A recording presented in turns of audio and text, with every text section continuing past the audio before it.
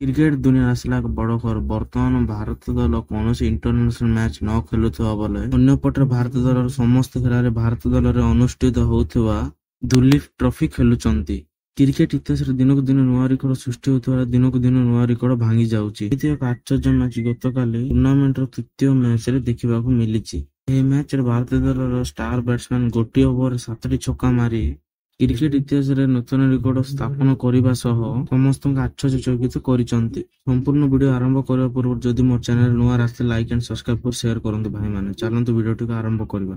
ଯେ ମୁମ୍ବାଇ କିଙ୍ଗ ପ୍ରଥମ ଇନିଂସରେ ବ୍ୟାଟିଂ କରିବାକୁ ମଇଦାନକୁ ଥିବା ବେଳେ ଇନିଂସର ସପ୍ତମ ଓଭରରେ ଭାରତୀୟ ଦଳର ଷ୍ଟାର ବ୍ୟାଟ୍ସମ୍ୟାନ ଅଗ୍ରୱାଲ ଲାଲଚାହାରାଙ୍କ ଗୋଟିଏ ଓଭର ଆଶ୍ଚର୍ଯ୍ୟଚକିତ କରିଛନ୍ତି। ମୟଙ୍କ ଅଗ୍ରୱାଲ ଏହି ମ୍ୟାଚରେ ମାତ୍ର 35ଟା ବଲରେ 77 ରନ୍ କରି ଏକ ବିସ୍ଫୋରକ ଶତକ ଇନିଂସ ଖେଳି ସମସ୍ତଙ୍କୁ ଆଶ୍ଚର୍ଯ୍ୟଚକିତ କରିଛନ୍ତି। ପରେ ମୁମ୍ବାଇ ଇଣ୍ଡିଆନ୍ସ 20 ଓଭରରେ 227 ରନ୍ ମାରି ଇନିଂସ ସମାପ୍ତ କରିଛନ୍ତି। ଏହାପରେ ମୋର ଭିଡିଓ ପସନ୍ଦ ହେଲେ ଲାଇକ୍ କରନ୍ତୁ।